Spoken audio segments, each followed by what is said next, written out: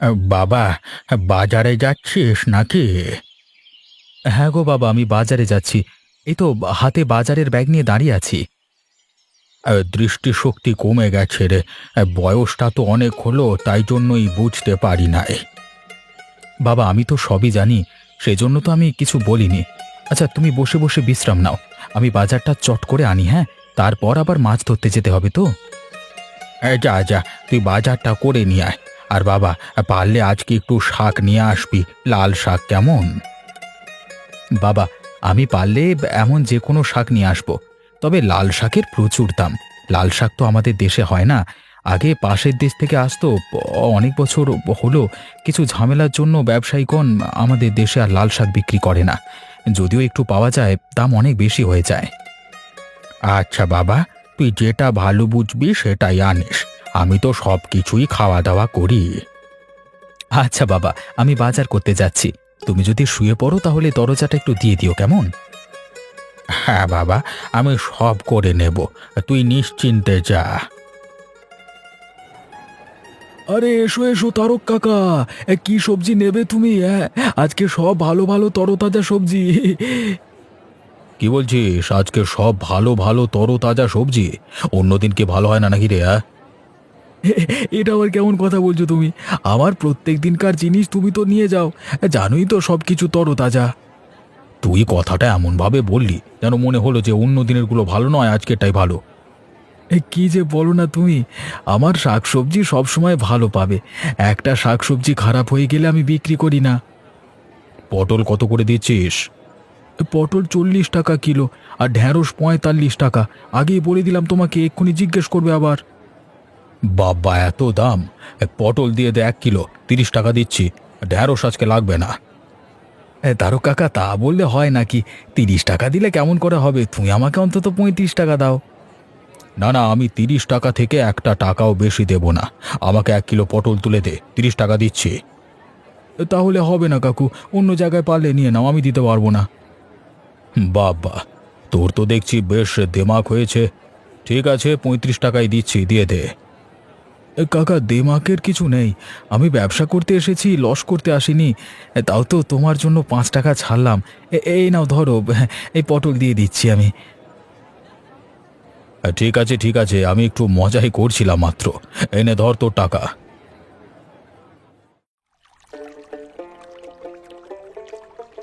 আবার অনেক দিন পর বাণিজ্যে বেরোলাম।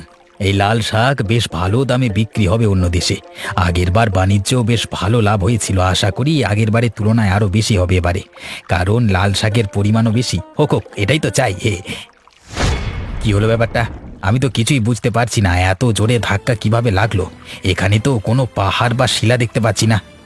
তাহলে কি কোনো বড় সামুদ্রিক জীবের সাথে ধাক্কা লেগে গেল? বড় ভাঙন নাকি? এ এ- এ কি, আমাদের জাহাজটা ডুবে যাচ্ছে! আমার এত লাল শাক তো ডুবে গেল।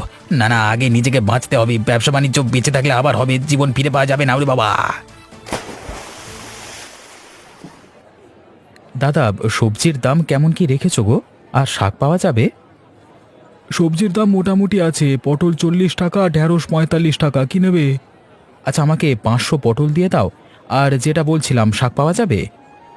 হ্যাঁ, কেন পাওয়া যাবে না? এই তো পালং শাক আছে, পালং শাক নেবে তো? হ্যাঁ, তাহলে আমাকে 20 টাকার মতো পালং শাক করে দাও। বাপ বেটায় খাবো, দুদিন চলে যাবে ভালোভাবে।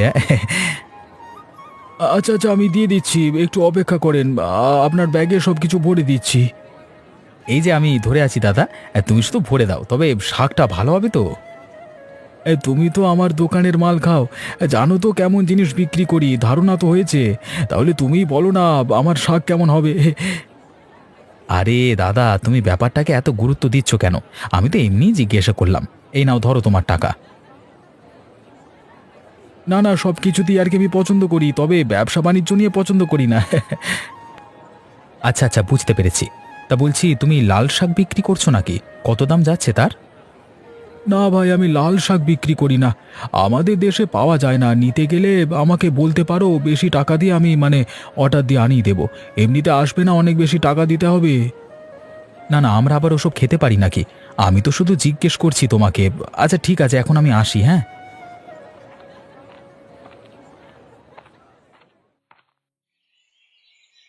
গিন্নি কোথায় গেলে গো? খেতে দেবে তো নাকি? আর সইতে পারছি না যে ক্ষুধা। এই তো গো, আমি দিচ্ছি আস্তে আস্তে। জানোই তো, বয়স হয়েছে, আর অত চটপট পারি না। এই নাও, খেয়ে নাও। ও মা, শুধু যে আমার খাবার নিয়ে এলে। তুমি কখন খাবে? তোমারটাও নিয়ে চলো, একসাথে খাবো। না না, তুমি আগে খেয়ে নাও, তারপর আমি খাবো। স্বামী না খেলে স্ত্রী খেতে পারে না। এসব বাজে কথা, বুঝলে গিন্নি? এসব মানবার কোনো মানে হয় না। তুমি খাবার নিয়ে এসো। না না, তুমি আগে খাও। আমি এসব মানি বাপু। তোমার খাওয়া হলে তারপরেই আমি খাবো। তুমি আগে খেয়ে নাও তো, তোমায় বেশি কথা বলতে হবে না। আমার কথা তো শুনবে না। যেটা ভালো বোঝো সেটাই করো। এই আমার খাওয়া হয়েই গেল, উঠে পড়লাম। এইবার আমি খেতে পারি। তোমার খাওয়া হয়ে গেছে, আমি নিশ্চিন্ত। যাও, ঘরে গিয়ে শুয়ে পড়ো। দুপুর হয়ে গেছে, খাওয়া দাওয়াও হয়ে গেছে, আর কোনো কাজ নেই তোমার। হ্যাঁ, এই তো আমি ঘরেই যাচ্ছি। তুমিও খাওয়া দাওয়া করে চলে এসো, কেমন? শুধু খাওয়া দাওয়া করে গেলে হবে? খাওয়া দাওয়ার পর বাসন মাজতে হবে। সব কাজকর্ম শেষ করে আমি তবে গিয়ে বিশ্রাম নেব। তুমি এখন যাও।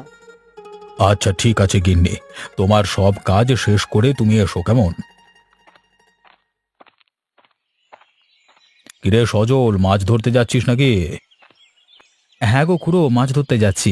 এই ভোরবেলায় না বেরোলে মাছ জালে আটকায় না। তা তুমি এত ভোরে কোথায় বেরিয়েছো? আমি একবার বেরিয়েছিলাম প্রাতঃভ্রমণে। শরীরে তো বহু রোগ ব্যাধি, বৈদ্য বলেছে সকালবেলায় প্রাতঃভ্রমণ করতে, শরীর ভালো থাকবে। বাহ, ভালো কাজ করেছো তাহলে। তোমার আর চিন্তা কি, চাকরি করতে এখন অবসর নিয়েছো, বেতনের অর্ধেক টাকা এমনি প্রত্যেক মাসে পাও। এই সুযোগ সুবিধা পাওয়ার জন্যই তো চাকরি করা রে। এত পড়াশোনা কিসের জন্য? এই একটা চাকরির জন্যই তো। খুড়ো, আমারও তো খুব ইচ্ছে ছিল যে অনেক পড়াশোনা করে চাকরি করব, কিন্তু পড়াশোনার বয়সেই মা মারা গেল। তারপরেই বাবা অসুস্থ হয়ে পড়ল। তখন থেকেই সংসারের হাল ধরতে হলো। আরে আমি তো সবই জানি, আর নতুন করে বলবার কি আছে? তখন তোদের যে কি পরিস্থিতির মধ্য দিয়ে সময় কেটেছে পুরো গ্রামবাসী জানে। আমি এখন যাই, বুঝলে? বেশি দেরি করলে হবে না। তুমি প্রাতঃভ্রমণ করে নাও। হ্যাঁ হ্যাঁ, তুই যা, দেরি করিস না। আজকে দেরি হয়ে গেল। খুড়োর সাথে কথা বলতে বলতে অনেকটাই দেরি হয়ে গেল। তাড়াতাড়ি কাজ করতে হবে। আরে আরেকটু দূরে একটা নৌকা দেখতে পাচ্ছি, তবে মাঝি কোথায়? যাই আরেকটু এগিয়ে গিয়ে দেখি। মাঝি আবার বিপদে পড়ল না তো? আরে এটা তো লাল শাক, নৌকা ভর্তি লাল শাক, মাঝি তো অজ্ঞান হয়ে পড়ে আছে। দেখি তো ব্যাপারটা কি হয়েছে। ও নৌকায় যেতে হবে। আমাকে একটু পানি দেবেন? বড় জোর পিপাসা পেয়েছে, একটুখানি পানি। এই যে বোতলে পানি আছে, আপনি আস্তে আস্তে খেয়ে নিন।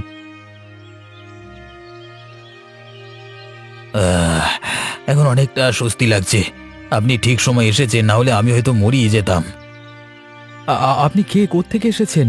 আচ্ছা এসব পরে বলবেন, আপনি আগে আমার সাথে গ্রামে চলুন। আমাদের আপনার বিশ্রামের দরকার আছে। চলুন, আমি নিয়ে যাচ্ছি। আপনার নৌকাটা আমার নৌকার এই পেছনে বেঁধে নিচ্ছি। চলুন চলুন চলুন চলুন চলুন। কি গো, আজকে বাজারে যাবে না? না গো গিন্নি, আজকে আর বাজারে শাকসবজি বিক্রি করতে যাব না। শরীরটা ঠিক ভালো লাগছে না। ওই জন্যই ভাবি, আজকে কেন এত বেলা পর্যন্ত ঘুমাচ্ছ? তা কি হয়েছেটা কি তোমার? মাথাটা ঝিমঝিম করছে, কিচ্ছু ভালো লাগছে না।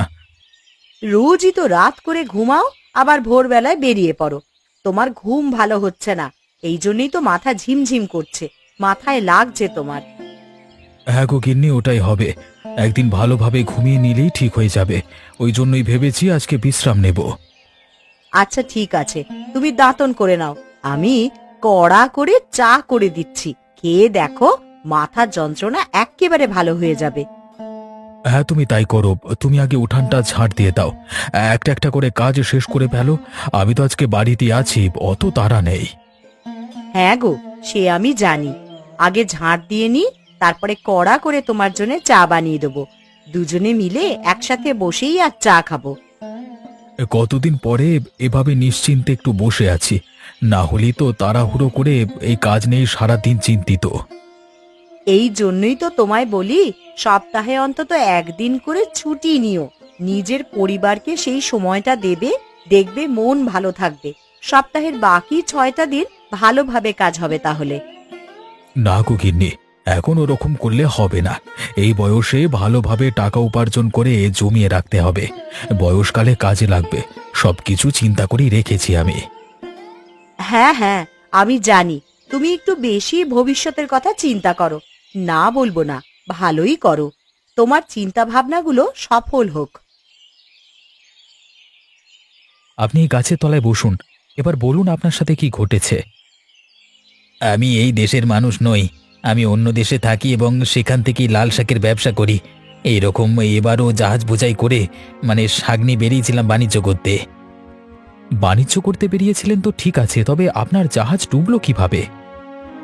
দুদিন আগেকার কথা, হঠাৎই আমাদের জাহাজে কোনো একটা বড় প্রাণী ধাক্কা মারে। ঠিক তখনই জাহাজের নিচ দিয়ে পানি ঢুকতে শুরু করে এবং আমাদের জাহাজ ডুবে যায়। আপনি তাহলে দুদিন থেকে সমুদ্রে এদিক ওদিক করছেন, তবে কুল কিনারা খুঁজে পাচ্ছেন না? হ্যাঁ, আমি তো নৌকা চালাতেও জানি না। নিজেকে বাঁচানোর জন্য জাহাজে থাকা নৌকায় চেপে বিচ্ছিন্ন হয়ে গেছি, নাহলে আমিও মারা পড়তাম। বুঝলাম, আপনি নৌকা চালাতে জানেন না আর যতটা পেরেছেন লাল শাক বোঝাই করে নিয়েছেন। আমাদের সাথে আরো বেশি লোক ছিল, তারাও সব বিচ্ছিন্ন হয়ে গেছে, জানি না বেঁচে আছে কিনা। তাদের কথা চিন্তা করে আর লাভ নেই। তারা যদি অন্যদিকে চলে যায় তাহলে আর বাঁচার সম্ভাবনা থাকে না। ওইদিকে সমুদ্রে বড় বড় সামুদ্রিক জীব আছে, এই ছোট নৌকায় টিকে থাকা সম্ভব না। আপনার ভাগ্য ভালো আপনি এইদিকে চলে এসেছেন। আচ্ছা চলুন, আপনি আমার সাথে আমার বাড়ি চলুন। আরে ওই তো লাল শাক আমাদের গ্রামে কি করে এলো? সবাই দেখবে, আসো, আমাদের গ্রামে নৌকা ভর্তি লাল শাক এসেছে। আরে তুই তো ঠিকই বলেছিস, এটা তো সত্যিকারের লাল শাক। তবে আমাদের গ্রামে এলো কিভাবে? ওই গাছের নিচে সজলের সাথে কেউ বসে আছে না? আরে নৌকাটা আবার উনি আনেননি তো। এই চলো সবাইকে জিজ্ঞেস করি।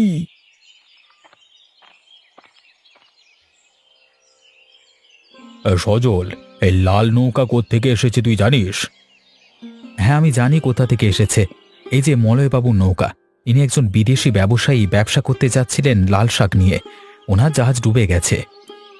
ওই জন্যই এইদিকে আমাদের গ্রামেও তো লাল শাক দিতে পারেন, তা আপনারা দান না কেন?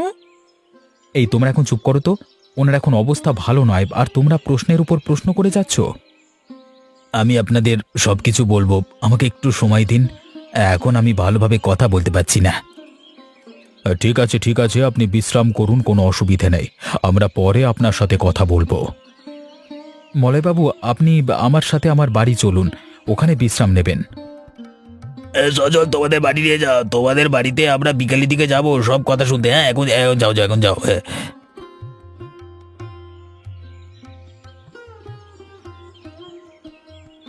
কি গো, আজকে রান্নাটা কেমন হয়েছে?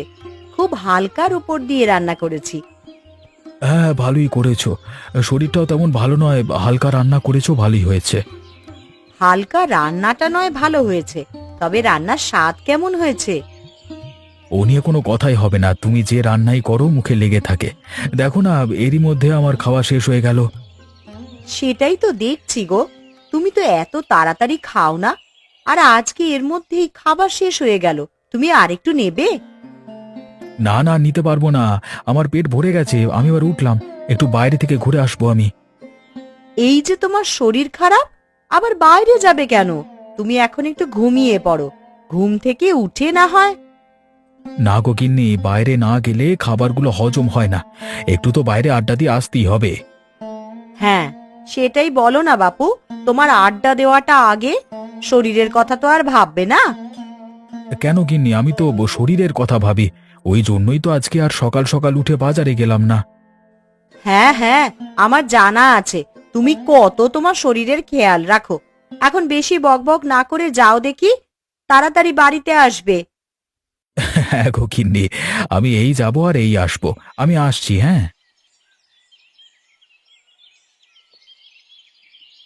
মলয়বাবু, খাওয়া দাওয়া কেমন লাগলো? আমরা বেশি ধনী নই, তাই বেশি কিছু করতে পারলাম না। তার কোনো দরকার নেই দাদা, আপনি যে আমার জীবন বাঁচিয়েছেন এটাই অনেক।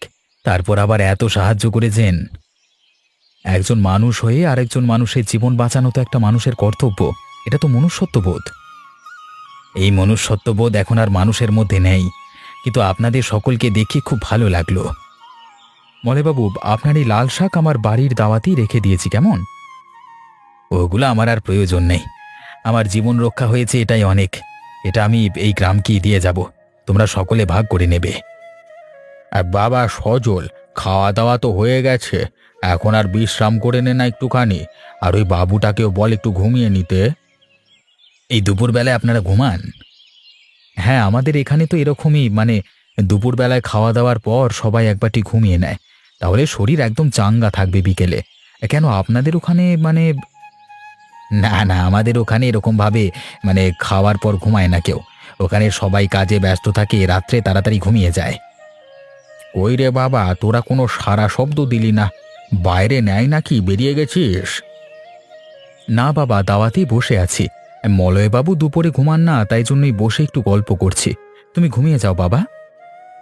আচ্ছা ঠিক আছে, আর দরজাটা খোলা আছে, একটু খেয়াল রাখিস যেন কুকুর ছাগল না ঢোকে।